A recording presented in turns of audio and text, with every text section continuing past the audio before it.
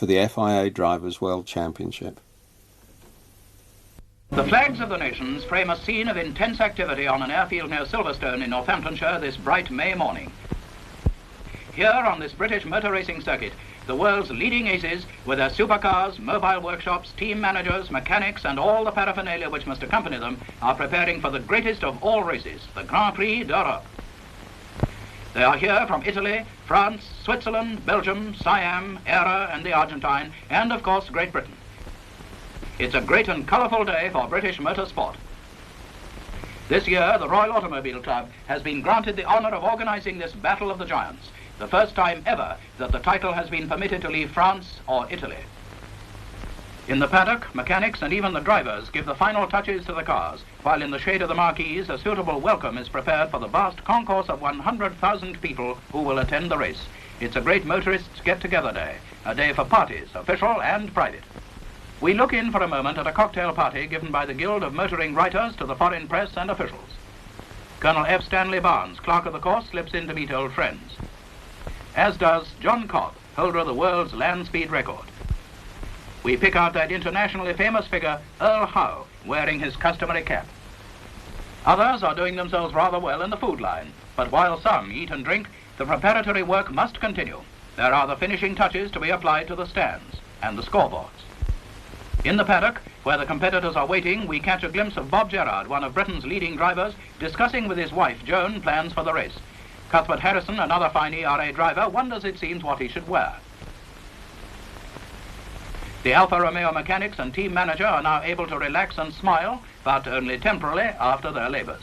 One mechanic sends a postcard home, and greatly impressed he is by the mobile post office, which is so handily placed. But now the time draws near for the cars to be on the course. Here is France's only hope in Grand Prix racing, the big 4.5-litre unsupercharged Talbot, so much larger and heavier than the Type 158 Alfa Romeos of 1.5 litres and with two-stage supercharging. On the evidence of past form, the 8-cylinder Alphas are the fastest cars of post-war racing. They are the leading attraction today, and the spectators, they have been streaming in like this, by coach, car, motorcycle, push bike and on foot, since early morning, to take up their vantage points all round the 2.8 miles course. Press officer Dudley Noble is harassed by all and sundry from the nation's newspapers. "I'm sorry, old chap, but there is just not a single track pass left." An early arrival is the chairman of the Guild of Motoring Writers, Basil Cardew, who discusses the race with Earl Howe. For the enormous crowd today, there is a curtain raiser to the race.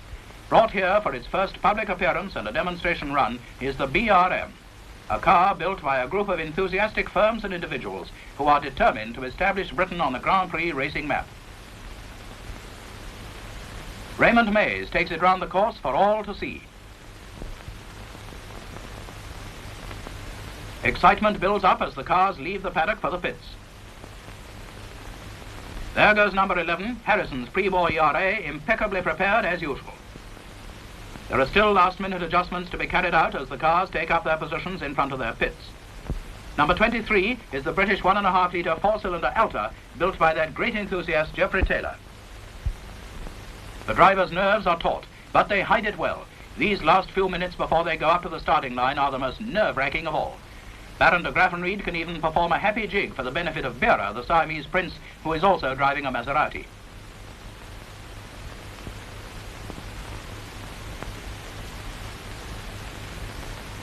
Then the crowd's attention is suddenly diverted from the activity in the pit area. Their Majesties the King and Queen, accompanied by Princess Margaret and Lord and Lady Mountbatten, have arrived on the course. It is the first time the reigning sovereign has attended a motor race in Great Britain. The drivers are presented to the royal party. The Queen chats with Baron de Graffenried. Princess Margaret asks Bera what his chances are against the all-powerful Italian team.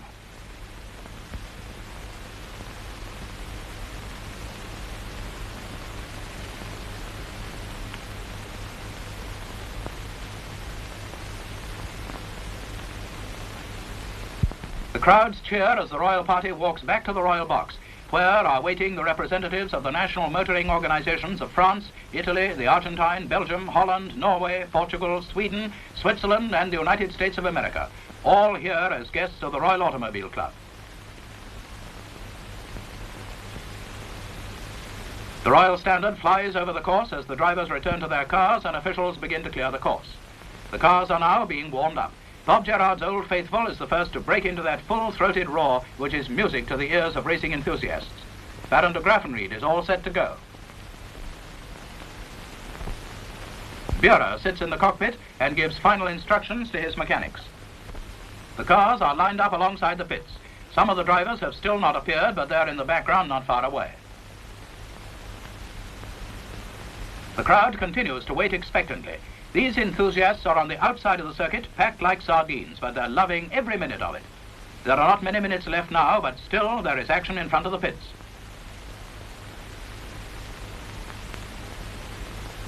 The soft warming-up sparking plugs have to be changed for the special racing type.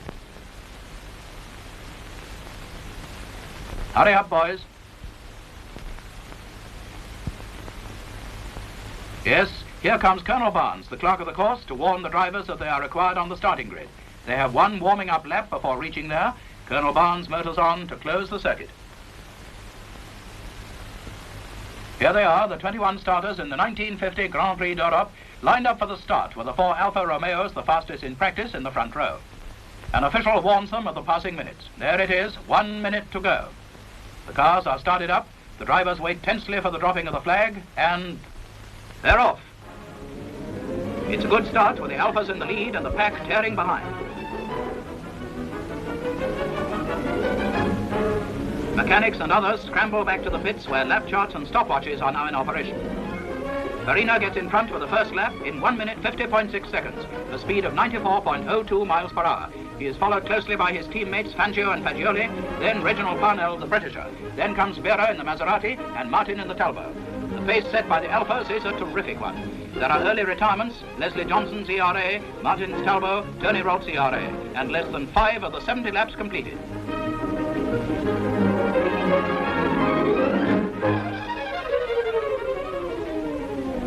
On the hangar straight, the Alfas are well over the 100 miles an hour mark. Their acceleration through the corners is highly impressive.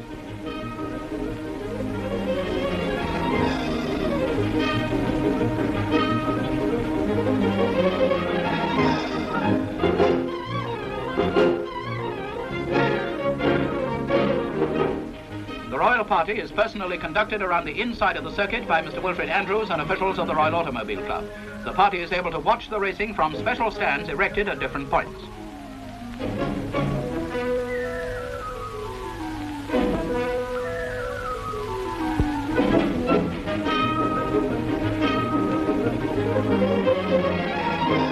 The King and Queen are keenly interested in every corner. They ask questions about the speeds, the technique of the drivers, the type of cars in use, etc.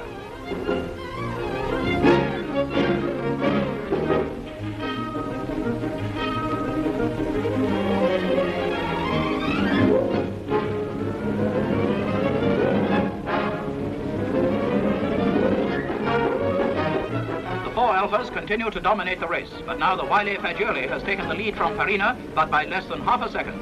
Fangio is third, Parnell fourth, Buehrer fifth, and de Graffenried sixth. The Italian racing colours, that vivid red, are thus in the first 6 places. Behind come the Talbots, driven by Camontou and Rosier, and the ERAs of Gerrard and Harrison, the two latter having their own private duel. 19 laps covered, and Farina is back in the lead, a second ahead of Fagioli.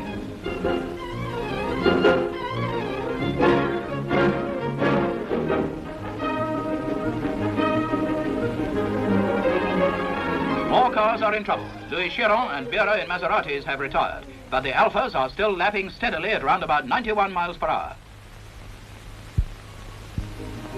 David Murray brings his Maserati into the pits and complains about overheating and lack of horses. You're quite right, David, it is hot.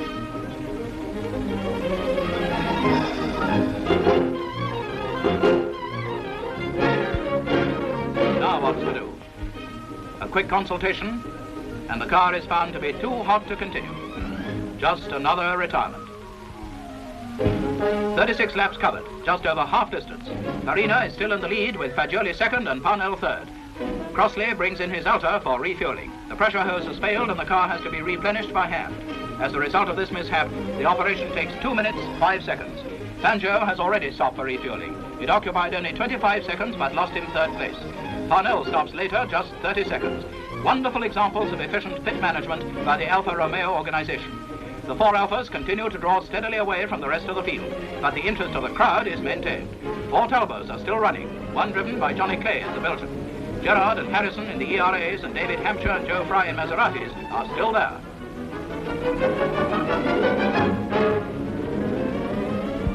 There comes unfortunate news of de Graffenried, who has been chasing the French Talbots. He has retired with a broken connecting rod. His car is pushed off the course, and the driver, a picture of utter dejection, returns slowly on foot to the pits. The royal party makes a tour of the pits to talk to the backroom boys.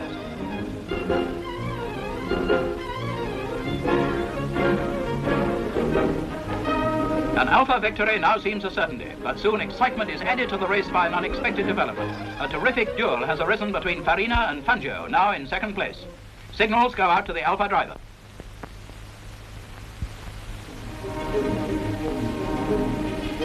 Watches and lap times have been carefully checked. And then out goes the board. Farina, Fangio, Fagioli, Parnell. At 60 laps with less than 30 miles to go, the position remains unchanged, but Farina has only half a second lead over Fangio. Then, with only a few miles to go, you can hear the groan from the crowd as the loudspeakers announce Fangio has retired with a broken oil pipe. And so Farina comes in to receive the checkered flag, the winner at an average speed of 90.95 miles an hour. It's been a great Italian victory with Fagioli second and Parnell third. The French Talbots driven by Caventou and Rossier are fourth and fifth, the ERAs of Gerard and Harrison sixth and seventh. The crowd invades the circuit to pay tribute to the drivers. This memorable scene is recorded for the newsreels by Guild member Paul Wyand. And as the band of the Grenadier Guards plays the Italian national anthem, the drivers are lined up in front of the royal box to receive their awards. It is indeed a great day for Giuseppe Farina, Doctor of Engineering and racing driver, later in the year to be proclaimed the 1950 world champion. Garlanded, proud and happy, he thanks the crowd for its wonderful welcome. I have one great desire, he says, to come to Silverstone again and again.